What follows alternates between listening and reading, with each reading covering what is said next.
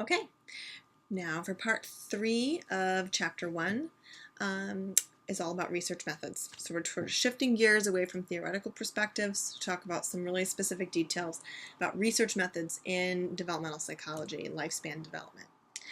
So we talked about how development is change, right? Development is just changes on some behavior or some measure over time. So how do we study development? There's 2 major types of research covered here. We have correlational studies and experimental studies.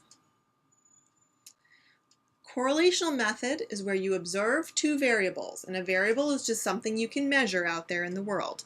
A variable could be height, okay? A variable could be IQ score. A variable could be, anything. How you were fed as an infant. It's getting really loud out there. I'm going to keep powering through with my window open. So in the correlational method, you observe 2 variables, and you measure whether or not those variables are associated. The way you measure the strength of the association is with something called the correlation coefficient. Correlation coefficient is just a statistic. It's a number. We're not going to talk about the details of the statistics behind this. What you need to know is what we present here in this portion of the lecture. And the correlation coefficient is a number that has a size, a magnitude, and a valence. So whether it's positive or negative. The magnitude refers to the size of the number, and it's the strength of the relationship. It varies from 0 to 1. So 0 would mean there's no relationship between the 2 variables. 1 would mean there's a perfect relationship between the 2 variables, which means as you increase one variable, you increase the other variable. Or as you decrease one variable, you decrease the other variable, whatever direction the relationship is. Valence refers to the sign accompanying the number, whether it's positive or negative. And this gives you the direction of the relationship. Okay? So sometimes as you increase in one, you increase in the other. Sometimes as you increase in one, you decrease in the other. And these are 2 different directions of the relationship between the 2 variables. So, right. A positive valence is where you increase one variable and you have an increase is associated with an increase in the other variable. And a negative valence is where you increase in one variable, and that's associated with a decrease in the other variable. Notice that I said that is associated with a decrease in the other variable, not that causes a decrease in the other variable. Because one of the key things about correlational research is that we cannot make any sense of cause and effect. All we can tell is whether the 2 variables are associated in any way. Okay, so here's a little schematic. We have variable x and variable y, and maybe as we increase variable x, we also increase, I should be using my pointer, as we increase variable x up here, it's associated with an increase in variable y. And we might get some data that looks like this, where we have when x is a low number, y tends to be a low number. When x is higher, y tends to be higher. This is a positive correlation. So this is the magnitude here is it's a large correlation. It's probably something like positive 0.8. Okay, for this point positive 0.8, this here is the correlation coefficient. Alternatively, we can have something like this, where as we increase in variable x, so as the numbers get higher in variable x, the numbers in variable y get lower. So when we have, and as we have, so a low variable x is associated with a high on variable y, and a high on variable x is associated with a low number on variable y. This is a negative correlation with a large magnitude, okay? 0.8 would be considered a large correlation. In this case, a negative correlation. Here we've got dots all over the place. There's no clear relationship here. Here we would say that there's no correlation, okay, a 0 correlation, where there's no clear relationship between variable x and variable y. They're not clearly associated in any predictable way. Okay, so let's look at an example of correlational research. Variable 1 might be how many hours a day a 5-year-old watches TV. Okay. Variable 2 might be the number of words in a 5-year-old's vocabulary. And let's say we want to know, is there an association between these two things? So we might go out and collect some data and find something like this. There's some variation here. It's not a perfect line, but there is a general sort of trend in the data where as the hours of TV goes up, we see lower numbers for vocabulary. So this is an example of a moderate or a medium negative correlation between these variables. So now we want to ask, how do we interpret this? How do we make sense of this? So we have managed to identify that there's a relationship between these two variables, but it doesn't tell us about cause and effect. And let's explore exactly why. First of all, there's two possible explanations. It could be that watching TV causes you to have a lower vocabulary, maybe because television is not as enriching for the brain, and so the brain doesn't acquire as many new words. Or it could be that having a lower vocabulary causes a child to want to choose to watch more television, maybe because they have a low vocabulary, they're not as social, and they don't have as many friends, or something along those lines. Okay? So really, there are two potential causal relationships here.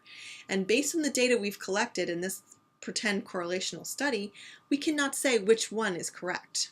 This is called the directionality problem.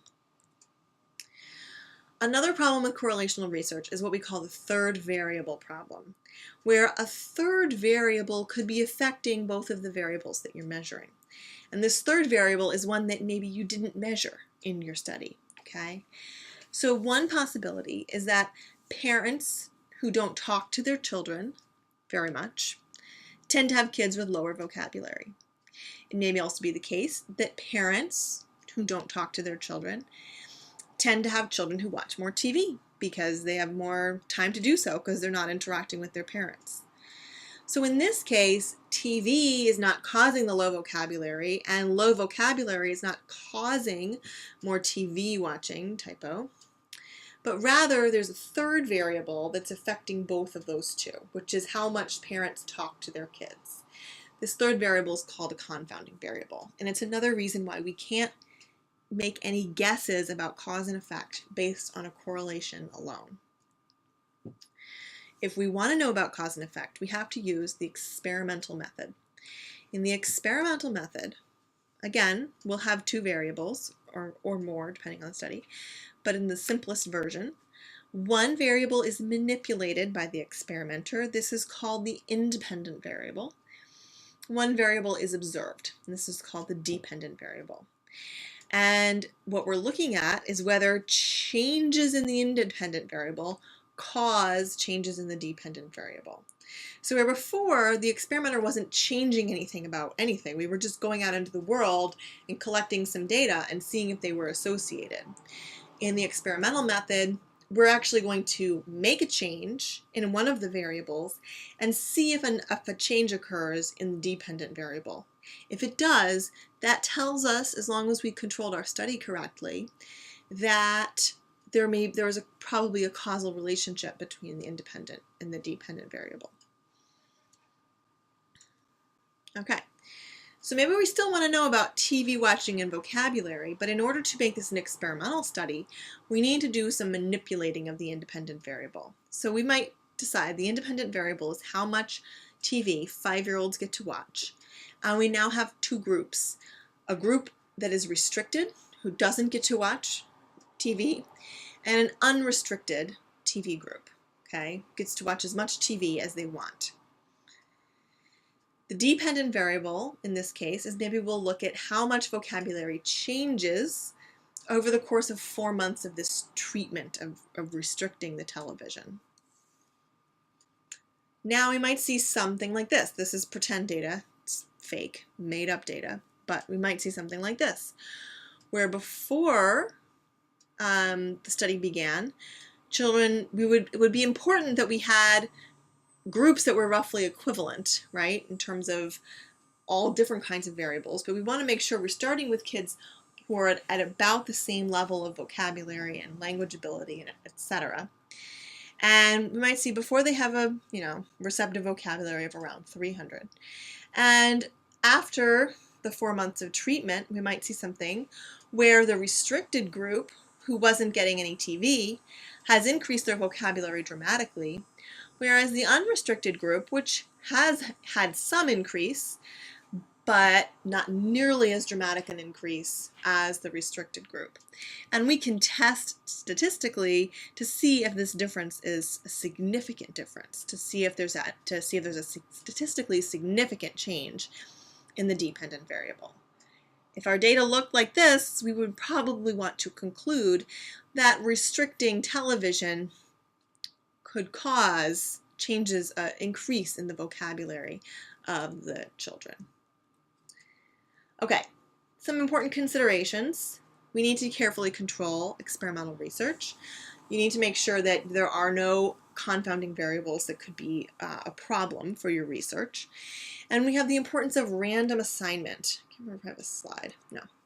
So random assignment is where the researcher takes a bunch of potential participants and randomly assigns them into the groups of the restricted group versus the unrestricted group, or the control group versus the treatment group, if we want to talk more generally.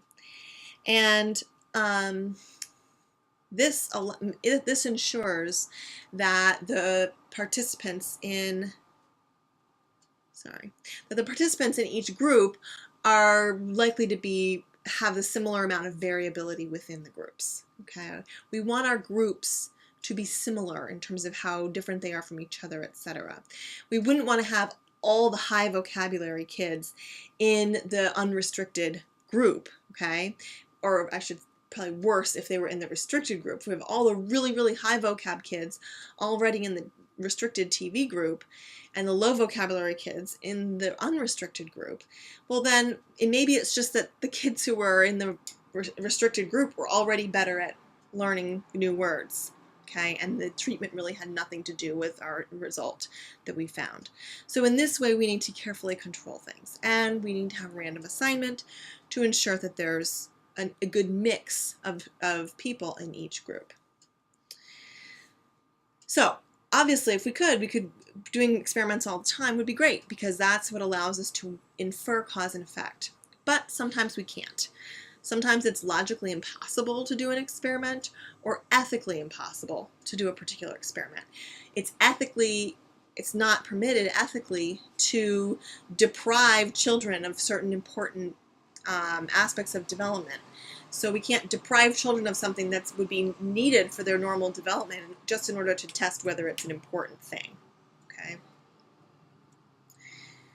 A few more types of studies that are used. So now we have the two big categories of correlational research and experimental research.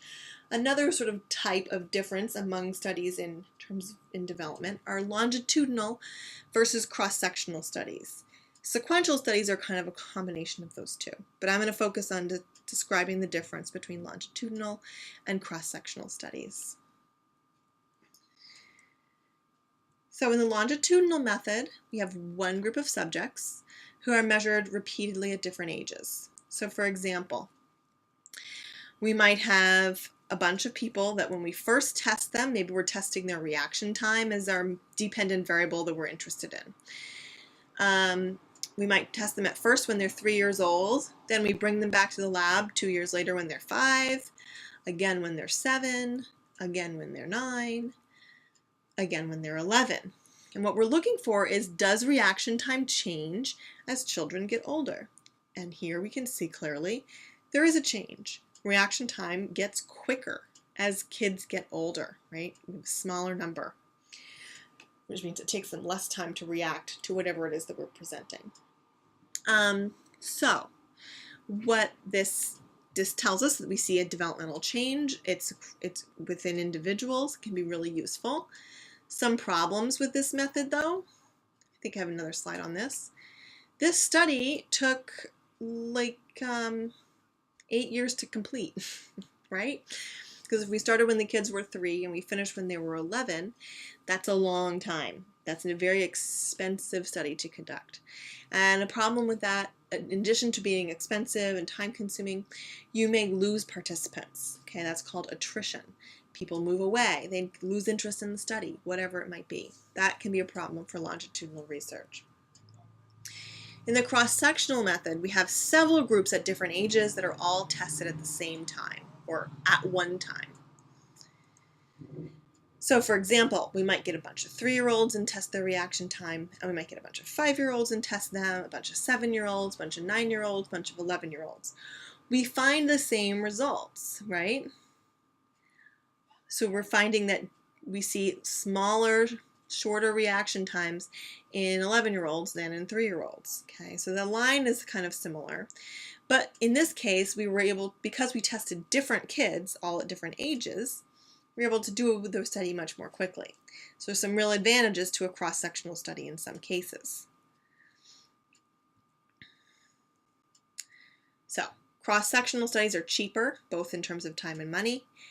You don't have any effects of repeated testing, which can be a concern with longitudinal research. If you're giving the kids the same test every 6 months for 5 years, maybe they improve on the test because they just have taken it so many times, right? So that can be an issue for longitudinal research to take into consideration. With cross-sectional studies, if you're just testing them one time, there's no need to worry about participants dropping out of the study. But there are some clear advantages to longitudinal for certain types of research questions as well. If you're interested in individual differences in developmental change, you have to use a longitudinal study. So if we want to look at, how does child A versus child B compare in terms of how quickly their reaction time changes over time, we need to have data points for those kids all across the full age range. Okay, we can't just have one time of measurement. So longitudinal studies can be really necessary for certain types of research questions, especially when we're interested in individual differences. So despite their drawbacks with being more expensive and having more participant dropout, there are some times when a longitudinal study is really what's necessary. Okay, ethical guidelines for researchers. Anyone who's doing research with human subjects is required to protect participants from physical and psychological harm. Researchers have to obtain informed consent, which means they have to tell the subject, this is a research study, this is what the study is about, this is what you're going to experience, and then the participants have to sign that and consent to the research before they can be involved in a study. If the participants are under 18, the parents have to provide informed consent. If your research involves deceiving your subjects in any way, it has to be justified and it has to cause no harm, and you have to tell them after the fact that you deceived them so that they know why you did what you did. Okay. And crucially, participants' privacy must be maintained. So no one should be able to figure out who has participated in the study and who hasn't. That should be something that's kept very private.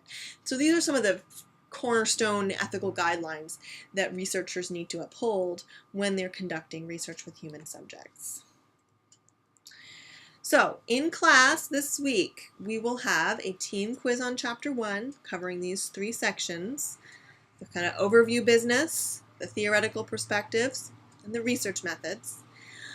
There's a practice quiz up online that has 20 questions that you can run through and attempt. You can take that as many times as you want. It doesn't count for anything. There's a chapter guide that shows all of the key terms I expect you to know from this chapter. And then after the team quiz, there will be a research methods worksheet that we'll work on to check your knowledge. Okay. Plus, if you have any questions about anything in Chapter 1, please either post those on the discussion board online or bring your questions to class. So for this week, you have, after you've listened to this lecture, there's a lecture discussion board, there's the Emerging Adulthood reading and discussion board, and then there's just preparing for the team quiz. Those are the things you really need to work on. Okay, hope you enjoyed this chapter. Honestly, I think this is one of the duller chapters of the semester, so hopefully things will get a little more interesting as we move forward.